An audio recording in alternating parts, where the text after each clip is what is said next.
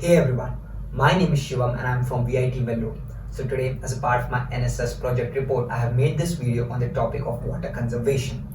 Well, this is a very important topic and a matter of concern because we are living in the 21st century and we are on the verge of severe water crisis.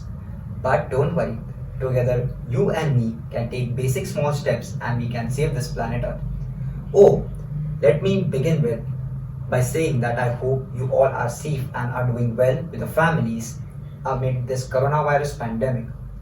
And I have a thought.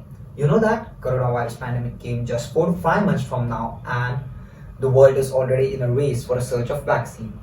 People are scared and there are already many casualties.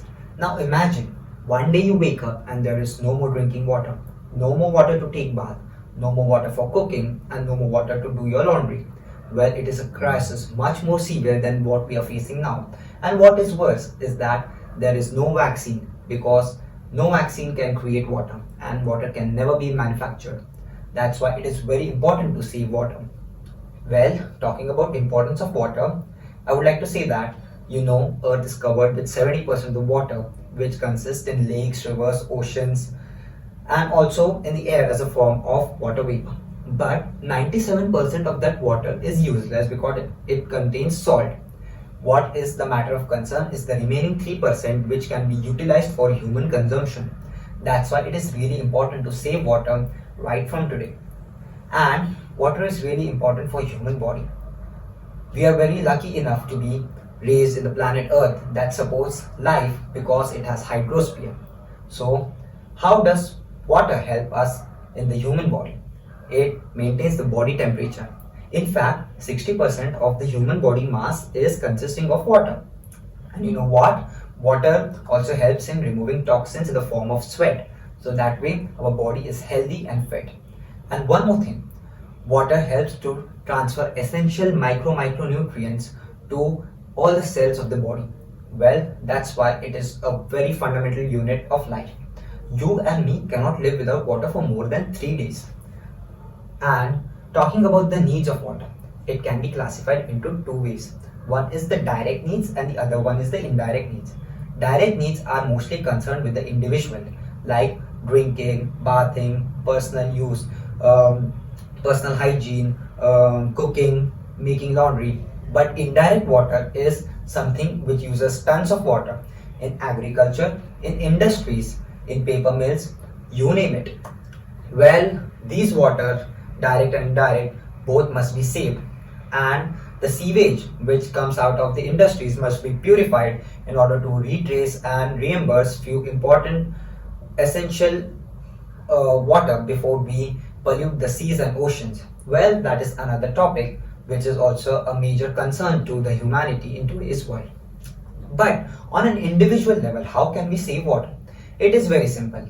These basic steps, if you follow along with me, and if the entire community follows over a period of time, we can save a significant large amount of water that can save the Mother Earth.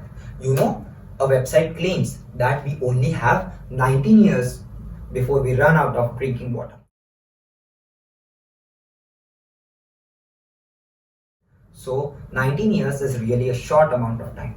How can we increase this length is dependent on the actions we take right now. Well, very simple. You just have to remove the laziness in you. The next time you brush your teeth, make sure the tap is off. The next time you take long showers, think twice because there are many unprivileged people that have no access to drinking water in underdeveloped countries in many continents such as Africa and Middle East, anywhere, you name it. So we are very lucky and we should be thankful to God because we have got the most fundamental thing in our life. And one more thing, to save water, just make sure that you take enough water in a glass that can fill up your thirst, because taking too much water and just drinking half of it and then throwing it is a form of wastage. So these steps can be followed every day and then thus we can save water.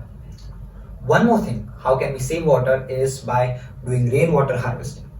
Well, if you live in a community, if you live in a place, your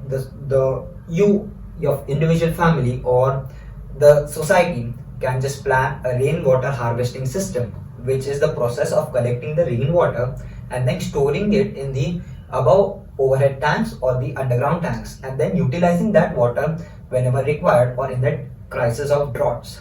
This way you can make sure there is a running flow supply every time and you don't face any difficulties.